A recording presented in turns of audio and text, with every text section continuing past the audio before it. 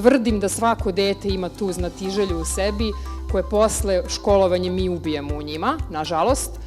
Međutim, ima i odraslih ljudi koji su i dalje, da kažem, zainteresovani da saznaju nešto novo i tu kreće u stvari moja ta borba sa komunikacijom vezanom za zaštitu životne sredine, kako preneti komplikovane teme široj javnosti, jer nije isto, ja recimo učestvujem u nastavi na biološkom fakultetu, tu imate studente biologije ispred vas, nije isto pričati njima i pričati široj javnosti od 7 do 107 godina. Ljudi ne pamte nikakve brojeve, nikakve statistike, komplikovane grafikone, to je dosadno.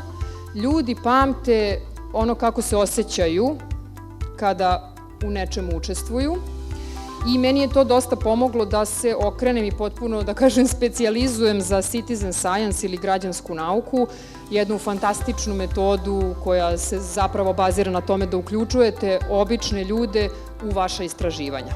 Bringing them into the process creates a sense of ownership.